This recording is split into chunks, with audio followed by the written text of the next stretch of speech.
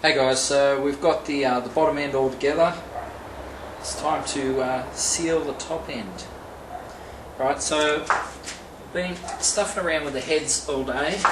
Now the plan is to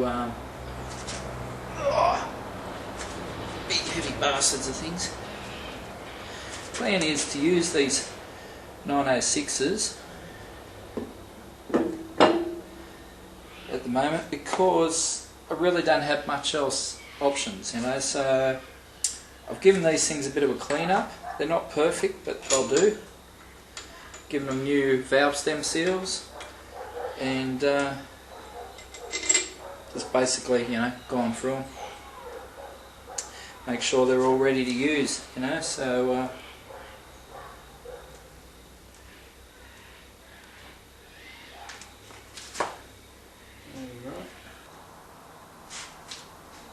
fuck.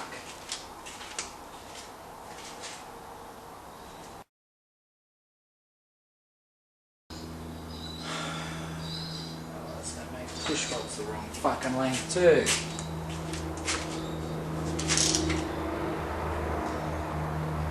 Okay.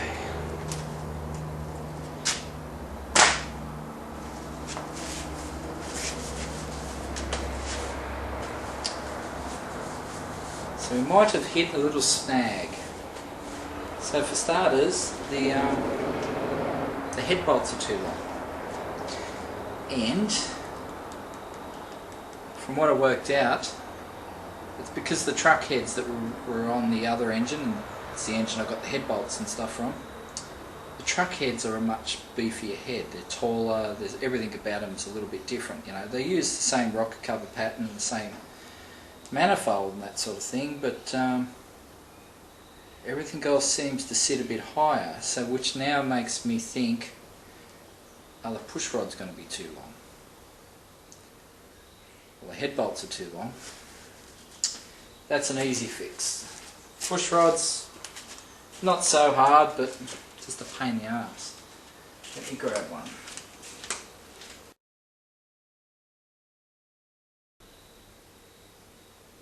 Fuck. Fucking hell.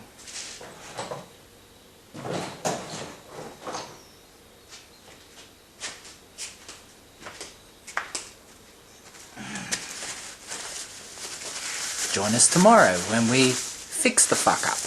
What I've done is I've picked up this Millerton bolt kit from the guys down at Engine Masters Australia in Albury. Good bunch of blokes. Now, picked up this bolt kit, and what it has is pretty much every bolt I need for this engine. And I actually was missing a few. I needed a shorter bolt for the balancer up the front here. Yeah, I needed obviously shorter bolts for all the head bolts. I needed some intake bolts, so this kit has got everything I need. Sure, it's a couple $100, but it's worth it, just in the time it saves just screwing around looking for the right bolts, you know. Sure, I could go a head stud kit like ARP or something like that, but this isn't that sort of motor. And head stud kits make things very awkward when it comes time to pulling your heads out in the car. So if I wanted to do a head swap in the car, which, you know, I may want to do later on, then having head studs means you've got to lift the heads, you know, this high in the engine bay. It's a pain in the bum.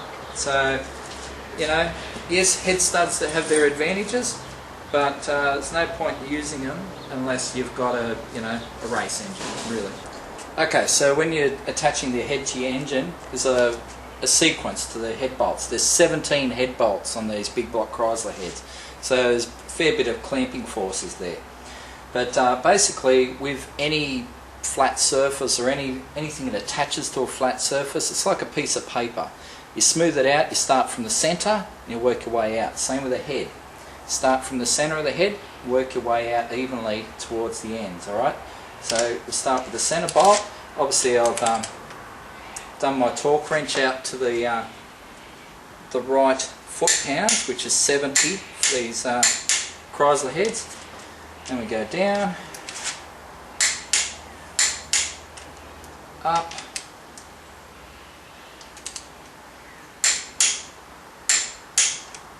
forward, down and forward.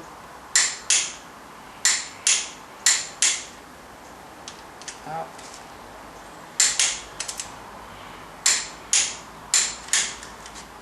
We just keep going like that.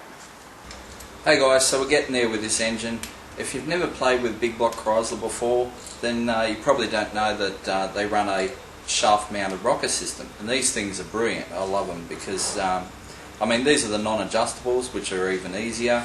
It's a hydraulic cam, so we don't need any fancy rockers, but they're so easy to fit, you know. It's just a matter of, there you go, 8 rockers all done.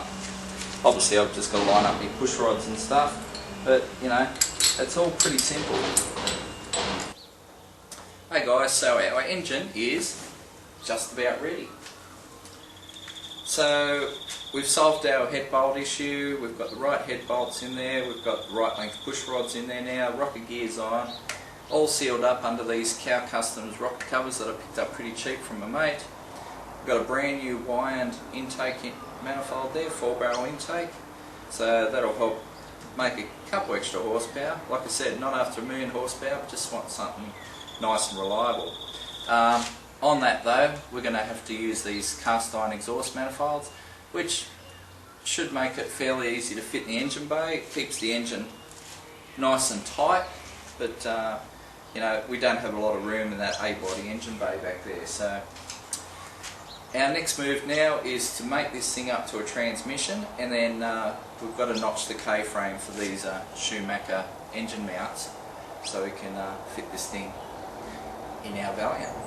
Alright, time's wasting, let's do it.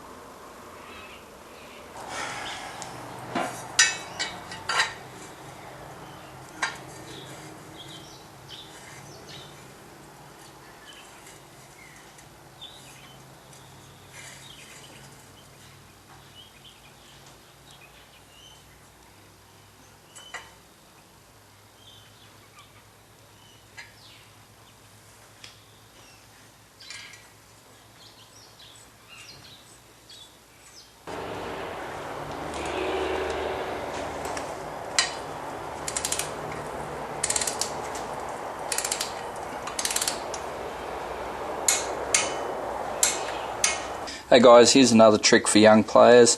Now, I was sliding this converter into the 727, and then I noticed I had these balance weights on here. Now these weights are for cast crank motors. Now obviously I'm running a forged crank in this thing, so I don't need the balance weights. So I'll be, I've already chiseled one off, and I'll just chisel the other one off now. And that should be right to go in then.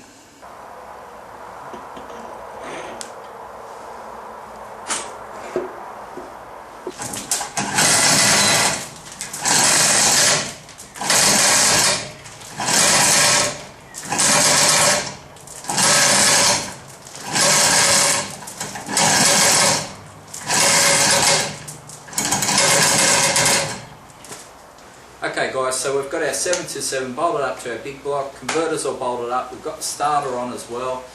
Pretty much, you know, you've got to do all that stuff while it's out of the car just to save the head fuck later on. Anyway, this package, pretty much ready to go, so we've got to just do a couple little mods to the valve, and hopefully we can put part A in part B. Anyway, that'll be next episode. See you then.